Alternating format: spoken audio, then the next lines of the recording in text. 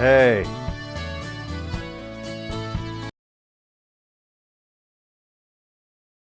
They say that there are 3 certainties in life.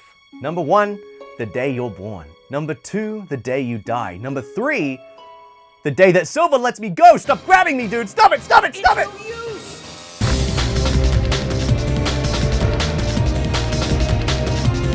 If you're anything like me and you grew up with Sonic in the 2000s and the 2010s, you'll surely have heard of the phrase, Sonic had a rough transition into 3D. And if you're anything like me, you're tired of hearing it. It's one of a few examples of revisionist history surrounding the Blue Blur, because the truth is, the first few fully 3D games, adventure games, not 3D Blast or anything like that, were well received at the time, and did a fairly decent job of transitioning the series into the 3rd dimension.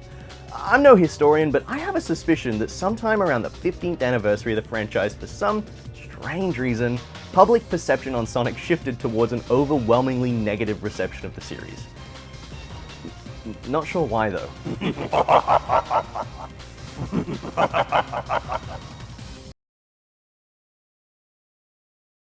Sonic the Hedgehog, known better as Sonic 06, is one of the Sonic games of all time. It's certainly got its reputation, complaints about bugs, about the gameplay, about the story and the loading screens, and about the game in general. With some people, no, scratch that, most people lamenting it as not only the worst game in the franchise, but one of the worst games ever. And myself? It ain't that bad. Yeah, be it as it may, I can't bring myself to hate this game. It's got its issues, sure, it's got an abundance of them for what it's worth, but after playing this game from front to back, start to finish, I rolled credits on the final story and sat there feeling pretty whelmed, honestly. Not underwhelmed, not overwhelmed, just whelmed. For a bit of background, Sonic 06 was made to coincide with and commemorate the 15th anniversary of the Sonic franchise. Meant to be a quote-unquote rebirth of the Sonic series, the game was intended as the ultimate blockbuster Sonic experience. That turned out well, I think. It's no secret that the development of this game was, in a word, hell. Executive producer Yuji Naka left the team halfway through development, and the entire team was divided so that half of the staff working on the game would be redirected to work on Sonic and the Secret Rings for the Wii, with the remaining half having to scramble to put literally anything together in time for a release date of November 14th, 2006, with the PS3 version coming a few months later in January of 2007. I didn't play this game on release. I was a kid, so I was too busy being, a kid. And the games I played at the time were largely 2D or even fan-made titles like Ultimate Flash Sonic. Truthfully, I didn't even know about this game until, I want to say 2010, 2011, when I was at a friend's place and he showed me this weird game with a really cool realistic city, and wait, what? Holy shit!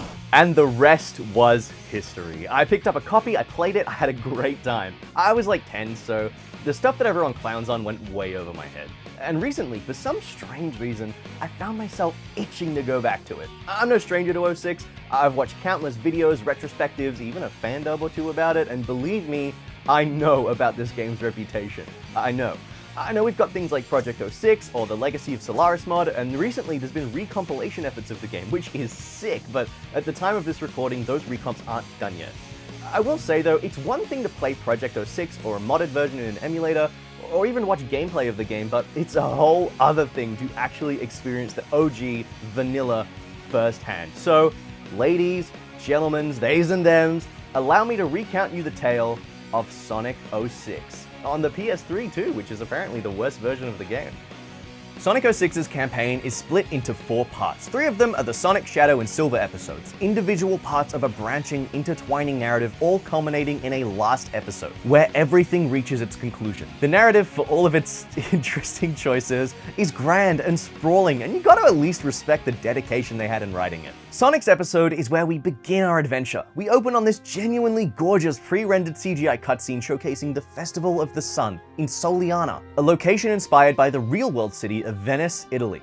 The Festival of the Sun celebrates Soleanna's god of the sun, Solaris. We'll learn more about him later, but for now, focus on this girl here, the Princess of Soleanna, Elise. She has the vision of the whole city on fire with a big freaky dude off in the distance, makes a prayer to Solaris, lights a big torch, a normal Tuesday really, and then she is assassinated. Just kidding. The festival is attacked by some funky looking mechs and the perpetrator reveals himself. It's none other than Dr. Eggman, whose fun, cartoonish design would contrast really nicely against the realistic humans of Soleanna. A pleasure to meet you at last, Princess of Soleanna. I am Dr. Eggman. Yeah, he he looks like this for this game. I mean, I can see why they did that, but it just looks weird. I don't know, man. Look, it's better if we just ignore that. Eggman's after the Chaos Emerald that Elise has for his nefarious purposes, and when it looks like all hope is lost and the princess is backed into a corner, she feels the rush of the wind. Wow, that's a pretty snazzy performance there. Woohoo! Our main man, Sonic the Hedgehog, makes quick work of Eggman's robots, goes, ha ha ha, won! And kidnaps, saves Elise. Also, Elise has a vision here of Silver and maybe confuses Sonic for him. I don't know. Correct me if I'm wrong, but it's not really brought up again, so yeah. We see Silver, who says he's found the Iblis trigger, whatever that means, and then the game begins. With such a gorgeous CGI opening, it's only natural to expect the game to be similarly beautiful, right? Why are you helping me? Most of the cutscenes in this game, save for a few important ones and some seemingly random ones, are rendered in-engine, which isn't necessarily a bad thing and you get used to it pretty quickly, but to go from that to this is just... ouch, whiplash. TLDR, Elise gets kidnapped, she tosses a Chaos Emerald at Sonic, and we get to explore Soleanna, just after this loading screen. Any second now. Okay, sweet. Soleanna is the main hub world of the game, with NPCs to talk to, and hey, that's Tails! Going up to him, oh god damn it. I'll get this out of the way, I suppose. One of the biggest issues with the game was load times. If it was just 1 or 2 loading screens between hubs or levels or missions, then I think we'd be a lot more forgiving, but the absolute barrage of them is just not good. I don't know, I can't think of any other words. The worst example of this game's notorious loading screens are the side missions. While mostly optional, there's still a few that you have to complete to get through the game. This includes the very first thing you do. You have to go over to this guy, wait, listen to him tell you about his problem, kind of the same thing he just said but slightly differently, wait, do the mission, which in this case is jump through a bunch of Superman 64 rings, wait, listen to him say thanks, get your result, wait, and then you're back in the overworld. If you fail the mission at any point or die, then you gotta start that whole process over again. After completing the first mandatory side mission, you zip across the water to find yourself traveling to Wave Ocean. As far as first levels of Sonic games go, this one is pretty neat, honestly. At first glance, yeah, it's quite similar to Tropical Coast from Adventure, but I don't know, this has a nice vibe about it. Plus, the soundtrack slaps. Same can be said for most of the tracks in this game. It could even be the glue that holds this hodgepodge of rushed deadlines and missed potential together. Gameplay-wise, Sonic 06 follows the precedent set by the adventure games. Levels are relatively open, and Sonic has much more handling than later boost games, but his running speed is slower than what it's been in more recent entries. It's not all sunshine and rainbows though, as it does have a certain level of awkwardness about it. It just, I don't know, something feels off about it. After a certain point, you switch to playing as Tails, who doesn't feel great to play as. His flying is stiff and clunky, and he has the ability to throw dummy ring boxes which look identical to normal rings, so God forbid you get hit in the middle of throwing a bunch of dummy rings. Weirdly, he doesn't have any other attacks. It's all based around these dummy rings. The animation to throw these is slow, and if you hold down the button, you'll end up going into a first-person view to perform a dummy ring snipe, which is harder than it should be to aim. He doesn't have an animation for launching them in the air, so you can just spam it and carpet bomb whatever's in front of you for an easy win. Just try and stay in the air. His running speed is really slow. The same can be said for all of the playable characters in this game, Sonic included. That is, until you hit the second half of the stage and you enter something unique to 06, Mach speed zones. Sonic realizes that he's not going to catch up to Eggman at the leisurely pace he's at and decides to speed up. What ensues is this auto-running section where, yeah, Sonic runs fast, but it's god-awful to control. Ever so slightly touching the analog stick sends him careening off in a new direction, and God forbid you get slightly close to something. You just caused him to stumble and break his neck, dude. Dude, what? I barely moved! I don't think these were designed to be difficult. As a spectacle, they're great, but playing them, they're just kind of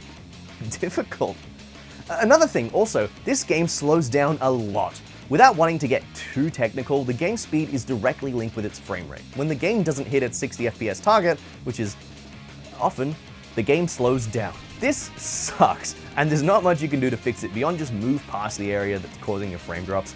It's more apparent on the PS3 version, which I mean, if you have an Xbox 360, it's a good thing. You have to fight a boss after Wave Ocean, this big robo-dog thing that has you grind across its back to pilot it into a wall or statue or whatever, beat it up, pick up your new girlfriend, and head through the desert. Another interesting feature of Sonic's campaign are the levels where you have to carry Elise through a stage. It's about as awkward as you'd imagine, with Sonic's huge emphasized proportions holding a realistic-looking human woman, and for some reason you have the ability to combine your powers to make a little bubble. Whoa. It's strange, I don't know, man. I see what they were going for and I respect it, but in execution it just feels a little underbaked. That bubble gives you invulnerability sometimes, and other times it seems like it's just there as a cosmetic thing.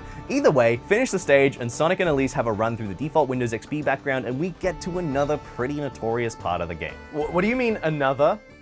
Time for you to disappear, Iblis Trigger! Ah yes, the silver fight. There are a few parts of this game that leaked out beyond the Sonic fandom into the larger, broader pop culture sphere. People tried to quell the fires of disgruntled fans the world over, but as we all know, when trying to change the mind of an angry Sonic fan, it's no use. If you don't know how to fight Silver, I don't blame you, it's not very well telegraphed. If you get close to him at any point where he's not already picking something up to lob at you, he will freeze you in place, shout, "It's no use!" and fling you away. The problem is, there's no cooldown on this attack, so if you get stuck in a corner or thrown straight up in the air, you can easily get juggled by him and smashed over and over again till you die. I've also heard that you can get thrown out of the skybox here and just fly forever, but I'm yet to experience that myself. Once you clock how his attack patterns work, it's pretty easy to hit him a few times and be done with it. You just gotta get lucky. It's at this point that a lot of more casual players gave up on the game, and like, yeah, I can kinda see why, but after this, things get a little better. Keywords there being a little. Elise also gets kidnapped again. She has a habit of getting kidnapped. It happens a lot. You'll get used to it. Another bogus mission later, you and Tails meet up with Knuckles, and together the three of you infiltrate one of Eggman's bases to rescue Elise. He wants the Chaos Emerald you're after in exchange for her freedom. It's very obviously a trap, but whatever. You get through White Acropolis, which has a snowboarding segment that's kinda clunky, and Eggman, surprise, surprise, activates his trap. Using the power of the Chaos Emerald, he turns on the Solaris prototype, a machine created by him to harness the power of time travel. Yep, Eggman casually just made a time machine, no biggie. Team Sonic are sucked up and disappear somewhere. Turns out, they did indeed travel through time. Without the time stones? They meet up with Shadow and Rouge, who are also in the future for reasons we'll find out in Shadow's story. The team hatches a plan, Sonic points at the sky, and then you head into one of the standout stages from the game, Crisis City. I really dig the aesthetics of Crisis City. It's like a whole city on fire. Weird, freaky monsters litter the street rather than the usual Eggman robots, and honestly, I think the half-finished aesthetics of 06 as a whole really lends itself to this desolate hellscape of a location, whether intentional or not. There's something that feels off about Crisis City in the best way. There's another Mach Speed section here that's similar levels of jank to the Wave Ocean one. Those don't really get any better, but the rest of the level, in my opinion, is really, really neat. We continue this into a nice part 2 almost in the following level, Flame Core. It's a run up to and through a volcano, and you even get to play as Knuckles in this segment, who has a habit of getting stuck on things, and his melee attacks kind of suck.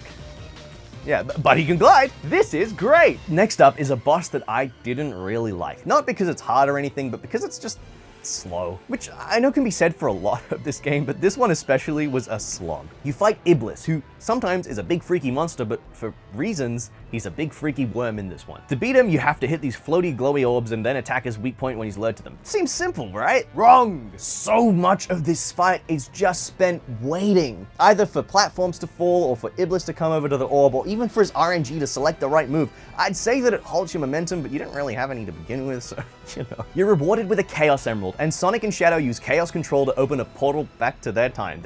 I didn't really understand this. If the Chaos Emeralds let you travel through time without the time stones, then why don't they do this again in future games? The way it's presented here is like it's something that they just know how to do. They're not like, whoa, this is totally new information to us. So why not make their lives a little easier in future games? Okay, anyway, Sonic saves Elise from a train, and then Silver shows up and she gets kidnapped again, and then he saves her from this big fortress thing, then you carry her through tropical jungle, randomly encounter a CGI cutscene, and then Eggman threatens to bomb Soleanna, and then Elise willingly gets herself kidnapped. This whole middle part of Sonic's story is kind of a drag, honestly. It's like the same basic plot point over and over again. It at least does open up to Sonic a bit between getting kidnapped, telling him that the burden of being the princess is too much to handle. For real, dude, if I had to get kidnapped every few hours, I think I'd be a little worn down as well. Sonic reminds her to smile, and it's a nice little bonding moment between the two of them. I sure hope it doesn't lead to any questionable decisions down the line. You have to then run through Wave Ocean again, but as Tails, and it takes noticeably longer, and it doesn't really amount to anything. You're just booted back to Soleanna again. You're tasked with going through some ancient trials to get to the Kingdom Valley, which seems a little poorly timed, like surely an exception could be made. Whatever. As part of Sonic's gameplay, you can use the rings you collect to purchase gems that give you different abilities. A prototype boost, slowing down time, teleporting to wherever you throw a thing, etc. They're linked to this energy meter, which was never properly coded in, so you can just use these abilities indefinitely. The slowdown one is a genuine crutch in one of these trials, so if you find yourself stuck, pick it up, use it, thank me later. Either way, you sit through these 3 trials, all of which are a bit of a slog. Silver has a change of heart, and you head for Kingdom Valley. Kingdom Valley is another one of those standout stages from the game. It's the one that's all over the external parts of it. It's on the box art, it's on the title screen, and it has enough staying power to be featured in later games like Shadow Generations. In Sonic's story, it's the penultimate level. It's a really unique locale, taking place in the waterlogged ruins of the old Soleanna castle, requiring you to navigate unstable footholds, keep away from water, and also this cool rail grinding bit where you grind on the wind? It doesn't make much sense, but it looks cool and it feels cool, so we give it a pass. If you're playing the stories in order too, this is also the first time you get to give Silver the Hedgehog a shot. He plays very differently to everyone else, but we'll get into him later. There's also another Mach Speed section here, which, while similarly as jank as the other ones, is gorgeous to run through, having you run up and along a waterfall. I really like this one. Unfortunately though, you're ever so slightly too late to save Elise. Eggman's ship malfunctions, causing it to crash into the landscape below. But Silver has an idea. Also, Blaze is here. Yeah, they don't really touch on that. With the help of supplementary material, apparently this is set after Sonic Rush, but they were too focused on saving the world or something for Blaze and Sonic to interact, but yeah, okay. Silver has an idea. Using the power of the Chaos Emerald, Sonic can travel back and save Elise before the crash.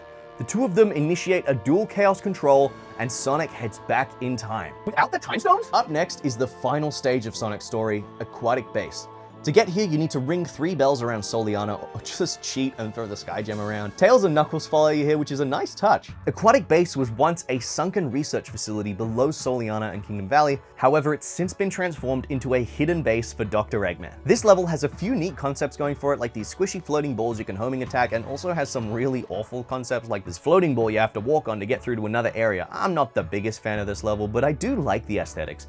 I think that goes for most of 06. The locations themselves are really nice, even if the levels kinda suck. You have a segment where you play as Tails here, and a segment where you play as Knuckles. They're nothing to write home about, really, but I did like this section towards the end where the alarms start to sound, and you really start to feel like you're mounting an assault on the base. Once you're done, Sonic's story comes to a close with his final boss, the Egg Wyvern. The Egg Wyvern is kind of a souped up version of the Egg Cerberus fight from the start of the game. You have to wait for him to charge you and then pilot the mech into a floating piece of debris. The problem is, the controls for flying are so genuinely terrible that you're wrestling with the analog stick to actually do what you want it to. And that's before you take into account the fact that Eggman jerks the machine around and tries to throw you off. It took me a few attempts to get through this, either due to a mix of the awful controls and the shoddy hit detection, or just because it was a skill issue, I don't know, but sure enough, you beat it. Sonic and Elise make a mad dash through the crumbling airship, almost make it, and an explosion from a rogue part propels them over. They roll around, Elise touches grass, and they laugh. It's a nice, feel-good ending for a Sonic story. Sonic goes, "Nice smile," and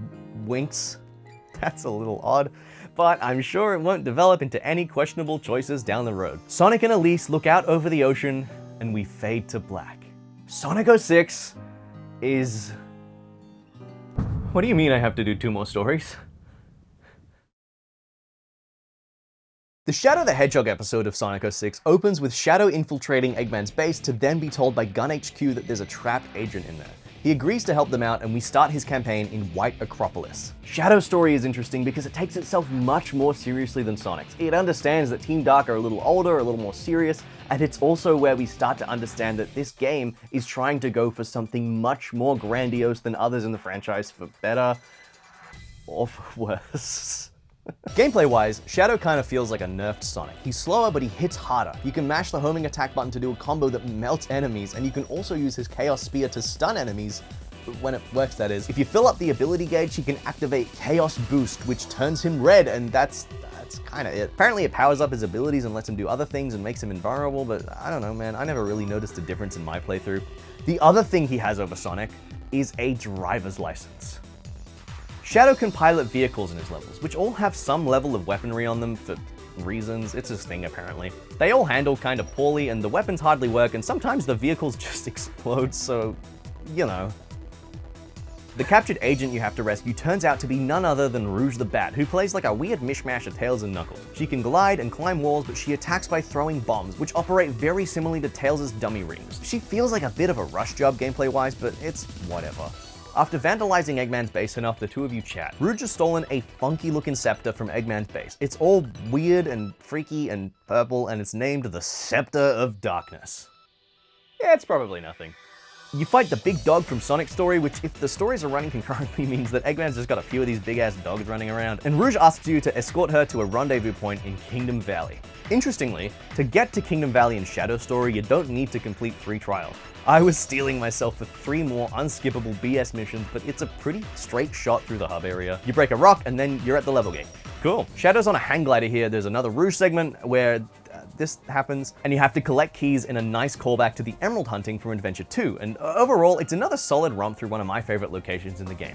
I could have done without the hover vehicle segment personally, but after replaying it, I kind of understand why there's a heavy emphasis on the Doom Surf in the Shadow Generations version of this stage. Walking into the fabled Tilted Tower, the site of the former King of Soleanna's residence, Rouge drops a little bit of exposition.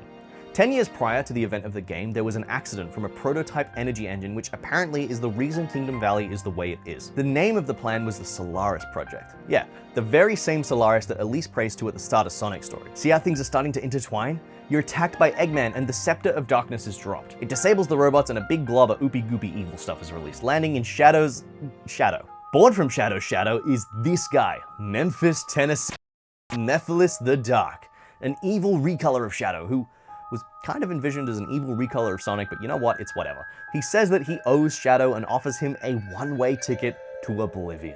Best I can do is 20. Shadow and Rouge find themselves in the future, meaning that Mephiles has, get ready guys, the power to travel through time without the time. The plot starts to get a little convoluted here. We start to run concurrently along other episodes, as well as jump back and forwards in time pretty frequently. Yeah, without the time stones, I get it, but hey, in my opinion, it beats Baldy Nose Hair any day. You meet up here with Sonic, Tails, and Knuckles, seeing the encounter from Sonic's story.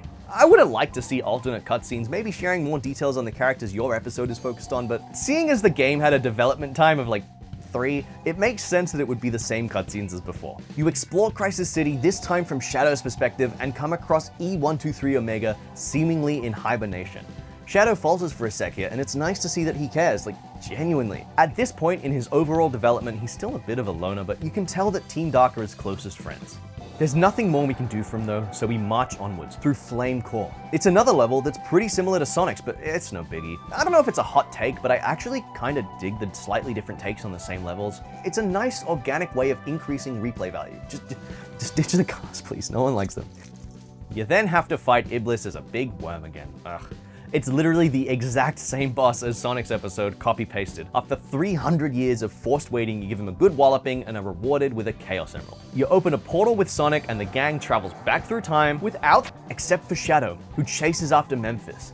Back in the past, Rouge gets a little antsy that Shadow hasn't joined her and hatches a plan to meet up with Omega. You run through Tropical Jungle as Rouge, which is totally different to Sonic's version of the level, and meet up with Omega. He's going about his business, just enjoying a leisurely stroll, and she gives him the directive to shut down for hundreds of years with a Chaos Emerald in his USB port to give Shadow a hand later on. What a guy. Jumping back to the future, Shadow and Mephiles have a lovely, touching reunion. Mephiles shows Shadow crucified, imprisoned or something. He goes on to say that after the world went up in flames, there was a witch hunt for the person responsible, and people used the incident as an excuse to hunt Shadow down. I think it's cool. My headcanon is that people were searching for Mephiles because, well, he's Mephiles, and he looks an awful lot like Shadow, so they got the wrong guy. It's a nice mirror to the opening of Sonic Adventure 2, with Sonic being in custody for stuff Shadow did, and yeah, I don't know, I think it's neat. Memphis tries to manipulate Shadow into joining his side, trying to convince him that he wants revenge on humanity, but Shadow, in classic Shadow fashion, doesn't care. He drops a hard line, I determine my own destiny.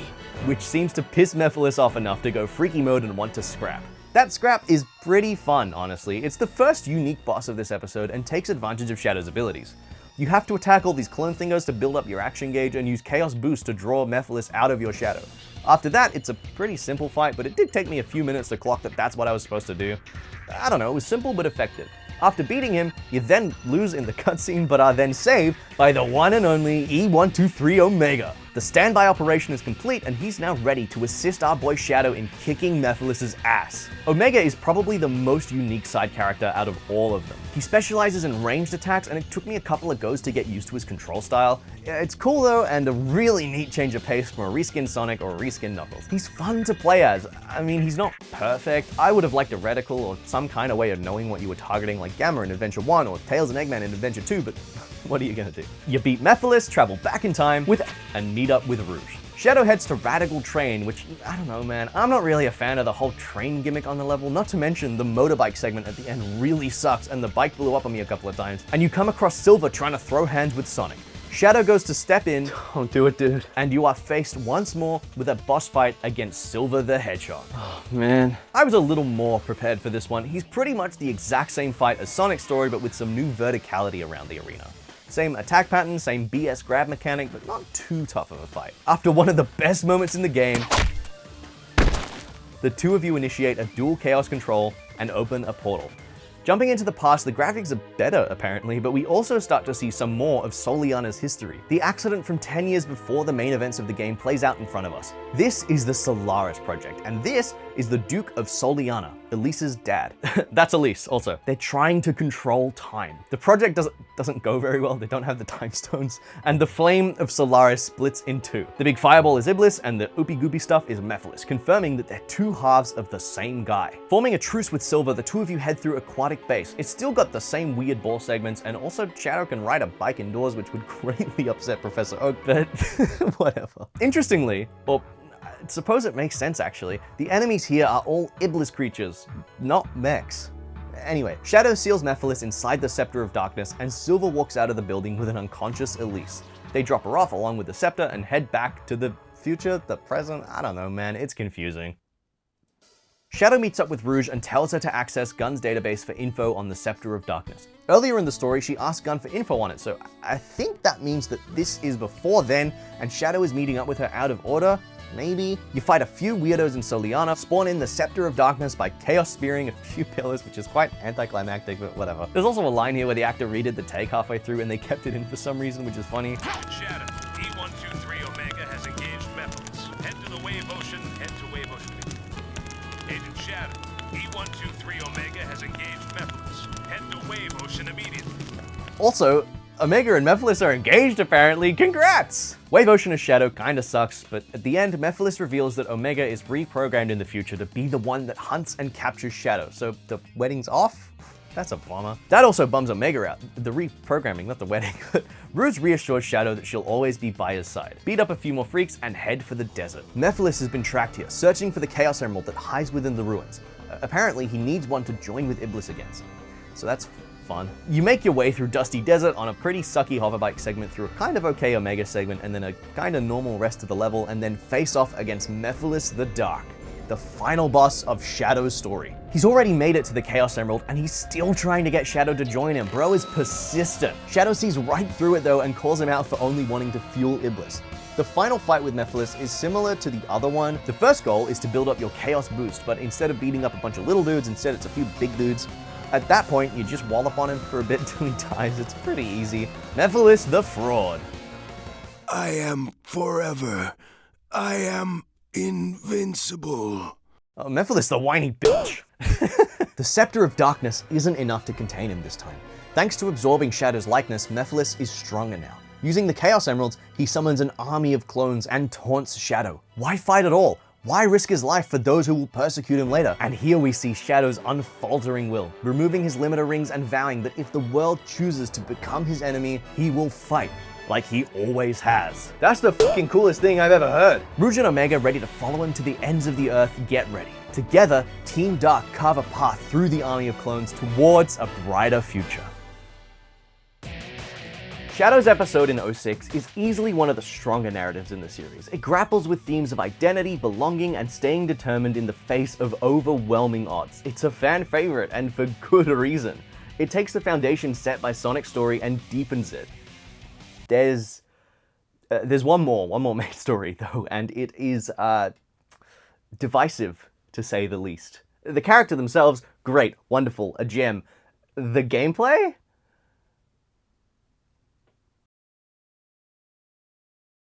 Far in the future, hundreds of years after the Soleanna disaster, the world is in ruin.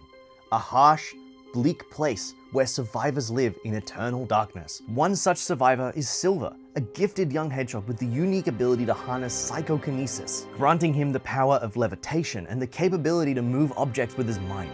He fights the eternal flames, the flames of disaster known as Iblis. And Blaze from Sonic Rush is here, but they don't really touch on that. Silver's episode of 06 is easily the most unique of the bunch. He plays extremely differently to the other hedgehogs with a much slower running speed, no homing attack, but the unique ability to utilize psychokinesis to lift objects and throw them at enemies, alter terrain, and create platforms. It also tanks the frame rate and bugs out a lot. Crisis City is the first level of Silver's story, and honestly, I dig it. It's obviously a big showcase piece of 06's fancy physics engine, and I guess Silver's whole campaign is, but aesthetically, it's just a really cool scenario. Silver is naive and hopeful in a post-apocalyptic world far beyond devastation, and Blaze is there too. In my run, she just died and kind of stayed there. No.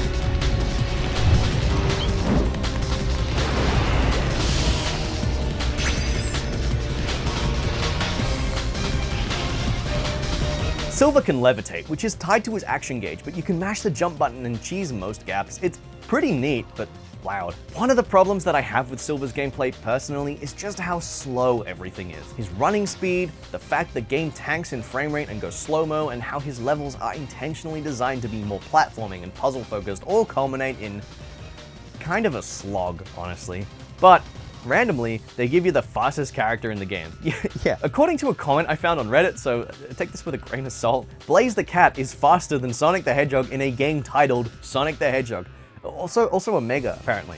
And Sonic when he's holding Elise, so if you want to outrun the fastest thing alive, make sure you're a cat, a robot, or holding a princess. Blaze feels like one of the most well-rounded characters in the game, abilities-wise. She can double jump, homing attack, crowd control with a fire tornado, it's pretty sick. She's really fun to play, but you barely play as her, so you know, swings and roundabouts. After clearing Crisis City, you come face to face with the Flames of Disaster, otherwise known as Iblis. We fought him as a worm before in Sonic and Shadow's story, but that was in the future, whereas this is still in the future, just in the past of the future. You beat it, but you don't really beat it. Iblis will just keep rising from the ashes, which Silver grows increasingly frustrated about. How can we completely destroy Iblis?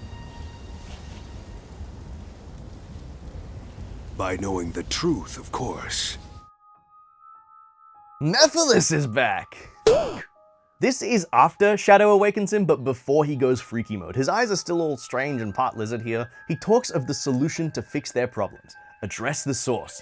Mephiles takes him to his gamer pad where he has knocked over many chairs and tells Silver that he needs to change the past to fix his present. This is apparently done by eliminating the individual that awakened Iblis, dubbed by Mephiles as the Iblis Trigger. Using the power of the Chaos Emerald, the Iblis Trigger is revealed to be Sonic, apparently. Silver confirms that the blue hedgehog he saw is the Iblis Trigger, and Blaze gets a little curious. Why not have her go, oh yeah, I know that guy, saved the world with him on the Nintendo DS, great guy. Mephiles uses his freaky Mephiles powers to send Silver and Blaze to a point when the Iblis Trigger was alive, traveling through time and space. Without the time stones? Arriving in the past, the present? Silver is overwhelmed at the forest in Soleanna, probably the first time he's ever seen something like it. No time to waste though, we've got a future to save. Silver's tropical jungle is another slow, kind of boring stage to get through. I don't really have any notes on it, I just wasn't really a fan of it. I'm sorry, it doesn't gel with me. There's this moment where you ride on a turtle, which is cute, I guess. When traveling back in time, you and Blaze are separated, so next up is a whole level where you get to play as her. Wave Ocean hasn't changed much, it's still fundamentally the same level design, but this time as Blaze, and I think that's neat. We finally link back up to the start of the game with Sonic watching Elise get kidnapped and Silver standing on the rooftop of this Soleanna building and talking about how he's finally found the Iblis Trigger. Like the opening of the game with Elise confusing Sonic for Silver, however, he is once again confused for Sonic, but by Amy Rose. Amy's looking for Sonic, and Silver's looking for Sonic, except Silver doesn't know that Sonic is the name of the guy that he's looking for, so he agrees to go with Amy to help her find the guy she's looking for on the condition that she helps him find the guy he's looking for. You head to Dusty Desert to look for Sonic, who was recently spotted running through here. I have some thoughts on this level. Silver's Dusty Desert is the worst stage in the game. Call it a skill issue, call it whatever you want. This level, no, specifically one segment of it is, at least in my experience, in my opinion, the lowest point in the game. Second only to, that part, which we'll get to. A good chunk of the stage is actually fine. Silver's segments are fine, and playing as Amy is interesting. She has the ability to turn invisible, which she's famously known for, obviously. She has a double jump that holds all your momentum and caused me to miss a few jumps, and her Pico Pico hammer has such a small hitbox that you have to be literally right on top of an enemy to register a hit. The issues stem from these things that are set up at the start of the level. These balls require you to get them into a designated hole, and you can hit it a limited number of times before they just explode. In the first part of the level, it's not that bad. It's annoying, but you get through it pretty quick. The issue comes when you get to the final room of the stage. It's this long, winding corridor, and the goal is to get the ball to the end. This broke me. Attempt after attempt, I just couldn't get it. I remembered that when I played this game as a kid, I hated this section, and I managed to game the physics engine to clip through the door. Simple, right? Oh, how wrong I was. This was very probably a skill issue on my part, but I genuinely could not get myself to clip through this door. I tried so many different ways, different angles, stacking boxes, bringing a shitload of boxes to try and force myself through, but no matter what I tried, I couldn't get through it. I even went and reattempted the ball puzzle a couple of times because I couldn't crack it. Try as I might, I had given up hope. I looked up videos online to see people doing it with ease, but I just couldn't get it. That was it. My time with 06 was over, bested by a deceptively simple puzzle. This must have been the day I lost my innocence as a child, because I sure lost all hope replaying it.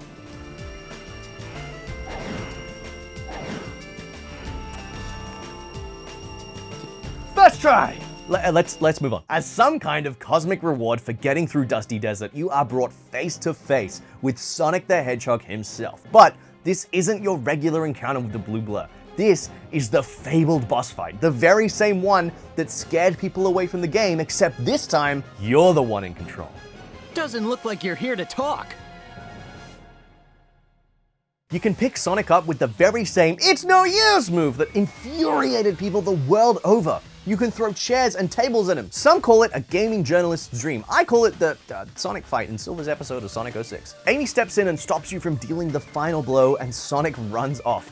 Silver tries to argue with her, but Amy shows her devotion to Sonic, making Silver realize the gravity of what he's trying to do. Blaze catches him thinking it over. Is killing someone to save the world really the right thing to do? They decide to learn more about Sonic by sneaking into Eggman's base, and then we trudge through Silver's white Acropolis, which, compared to Dusty Desert, makes this look like the Mona Lisa. You fight the Egg Genesis, get a Chaos Emerald, and at the same time, Amy saves Elise from Eggman's base. The two of them have a heart-to-heart where Elise talks about a friend of hers that inspired her, and Amy clocks that she has feelings for this friend. That wouldn't happen to be Sonic, would it? Ah, surely not. That'd be stupid. Silver, still moping, is stopped by Mephiles. He's not too happy that Silver's having a change of heart and gets him to head over to the railway station. There's a dumb, bogus forced stealth segment here which really drained me with all the loading screens, and eventually you get to Radical Train. It's one of Silver's better stages, honestly, but at this point, it's like, after Dusty Desert, anything's a better stage. You fight Shadow, get roundhouse kick, do a dual chaos control, travel through time, without the time stones, and arrive at Aquatic Base 10 years prior. Where Shadow went after Mephiles in his episode, Silver chases after Iblis.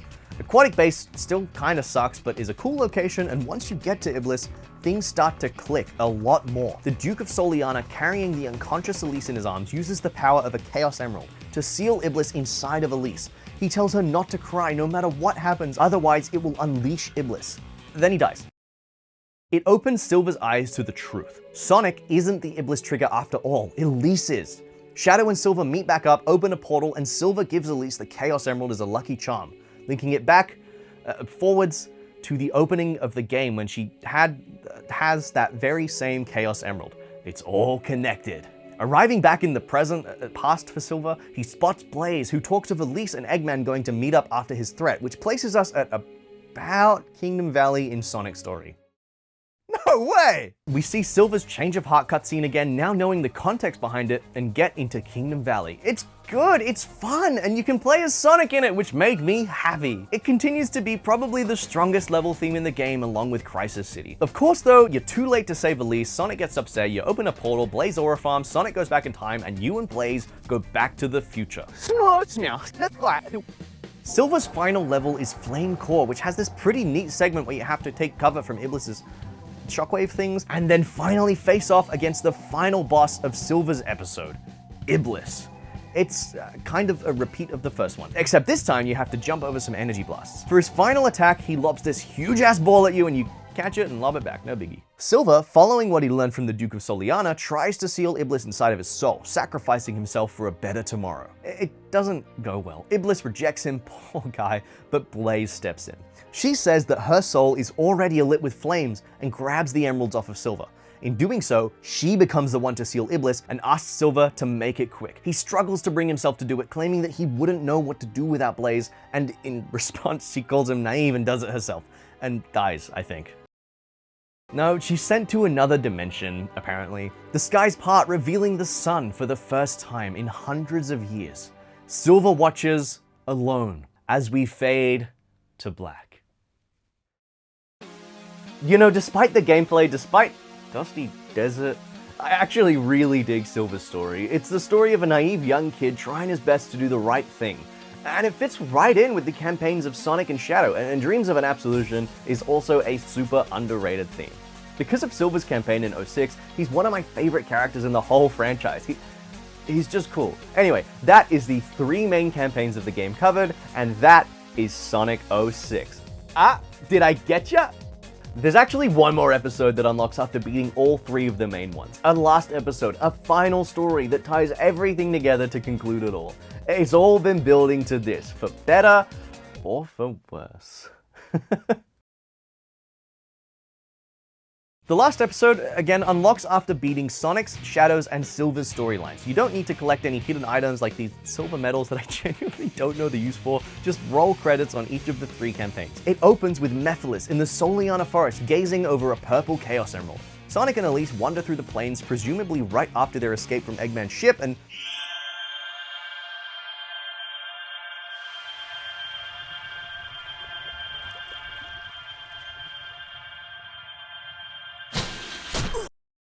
oh my god, holy sh**, what the f***? He just f***ing killed him, what the f***?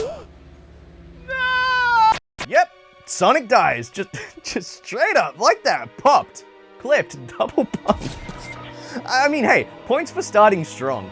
Elise, who has been told not to cry all through her life, finally breaks. Yeah, dude, I would too if I just watched Sonic the Hedgehog get murdered in broad daylight right next to me. It unleashes the flames of disaster, and Mephiles takes full advantage of it. The Chaos Emerald he used in Dusty Desert and the other ones are all summoned to him as he rejoins with Iblis, becoming the sun god Solaris. Solaris descends from the skies, causing a blinding light to sweep across Soleanna and then the world. Tails, Knuckles, and Amy find themselves in an endless void, and Silver's here too, and Team Dark and Eggman. Everyone is here, caught by the spatial distortion from Solaris, and the dead Sonic is here too. The gang all gather around his body, everyone's mourning. Eggman deduces that Mephiles' plan was to cause Elise so much despair that she'd cry, releasing Iblis, which, yeah, tracks. Knuckles vows to defeat Solaris. Unlike Sonic, he doesn't chuckle, but Eggman continues. Solaris is a transcendent lifeform that exists in the past, present, and future. Silver says he'll defeat all of them at once, but Shadow interjects. That might have been possible if Sonic were, you know, in the lobby. However, Elise feels his presence in the wind. Perhaps there's still time.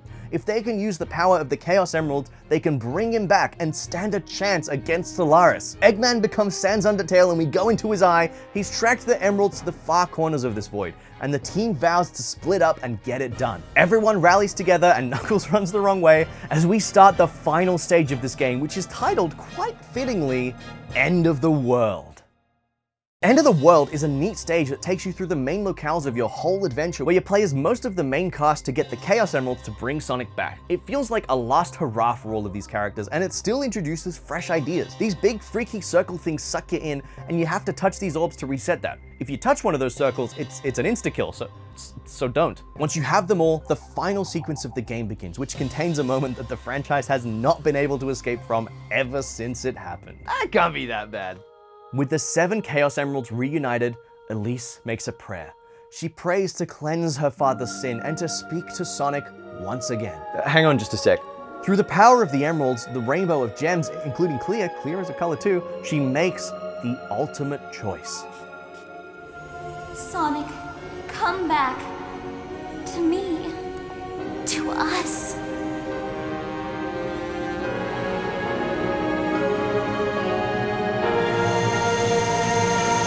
What did I miss? This, understandably divided a lot of people. Personally, I'm not a fan. It's weird. The whole romance thing here is just, ugh.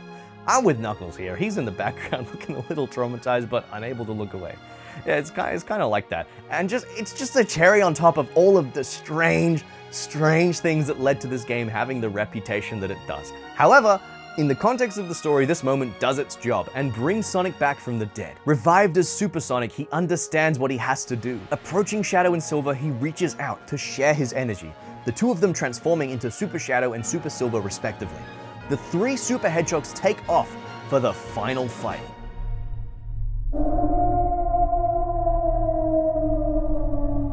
Solaris' fight is quite simple mechanically, but it's quite a spectacle for a 6. You control all 3 Hedgehogs targeting Solaris' weak points while watching your draining ring count.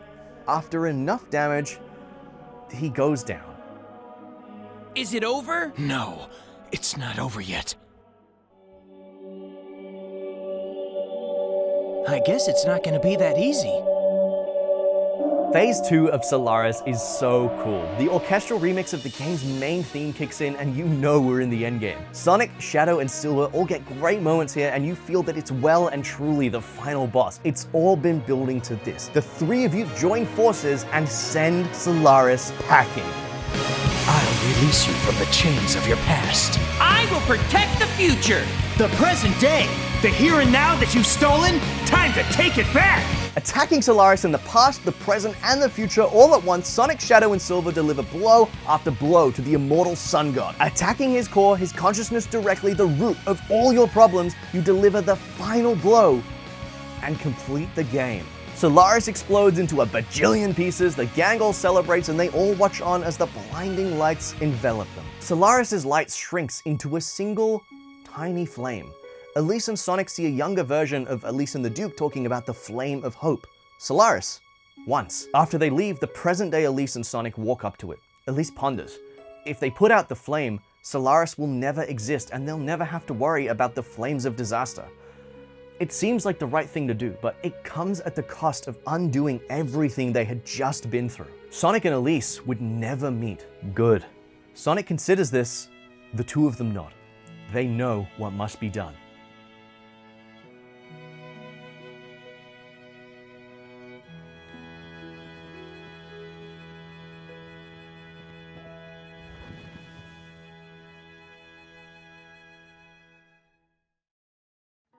We open on this genuinely gorgeous pre-rendered CGI cutscene showcasing the Festival of the Sun in Soleanna, a location inspired by the real-world city of Venice, Italy.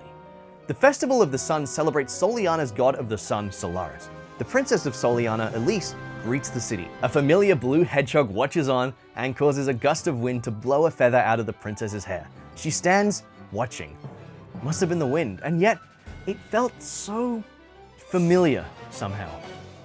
The feather floats up, and Sonic watches on, gazing at the moon, ready for his next adventure.